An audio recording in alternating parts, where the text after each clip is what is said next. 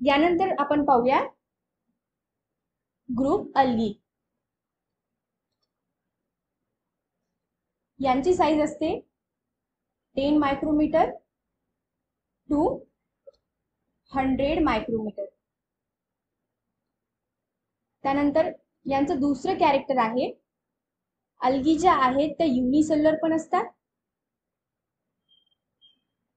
त्याचबरोबर multi cellular सुद्धा असतात।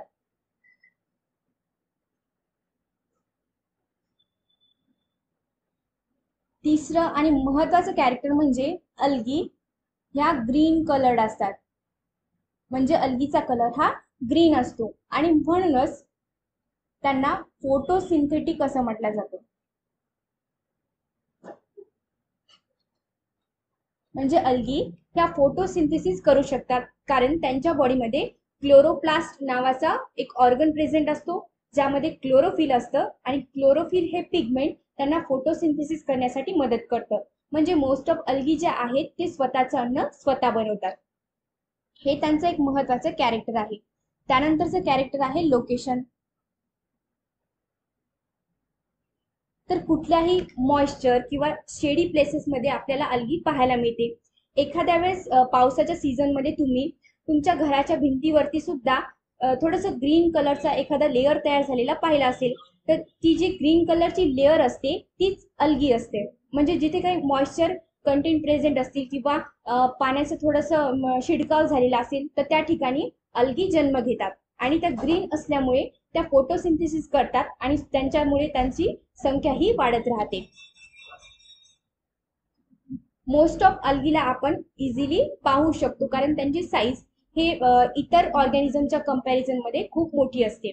त्याच पद्धतीने अल्गी जे आहेत ते आपल्याला पाण्यामध्ये सुद्धा पाहायला मिळतात, मग समुद्राच्या पाण्यामध्ये सुद्धा असतात त्या, आणि फ्रेश वॉटर मध्ये सुद्धा आपल्याला अल्गी पाहायला मिळतात। हे आहे त्यांचं लोकेशन, मॉइश्चर प्लेसेस। त्यानंतर त्यांना आपण म्हटलेले ऑटोट्रॉपिक, जे मी वरती सांगितलेलंच आहे। हा त्यांचा मोड ऑफ न्यूट्रिशन आहे। वरती आपण एक्सप्लेन केलेलंच आहे की जे ऑर्गॅनिझम फोटोसिंथेसिस करू शकतात किंवा स्वतःचं अन्न स्वतः तयार करतात, अशा ऑर्गॅनिझमना ऑटोट्रॉपिक ऑर्गॅनिझम असं म्हटलं जातं। तर जेवढ्या काही अल्गी आहेत त्या सुद्धा स्वतःचं अन्न स्वतः तयार करत असतात आणि म्हणूनच त्यांना ऑटोट्रॉपिक ऑर्गॅनिझम असं म्हटलं जातं, ज्याला आपण मोड ऑफ न्यूट्रिशन असं म्हणतो। मोड ऑफ न्यूट्रिशन। त्यानंतरचा पॉइंट आहे, अल्गी ह्या युकॅरियोटिक असतात, म्हणजे यांचाही न्यूक्लियस हा वेल डेव्हलप असतो। न्यूक्लियस वेल डेव्हलप झालेला असतो।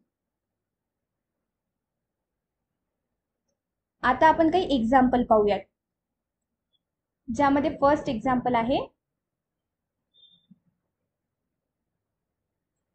क्लोरेल्ला,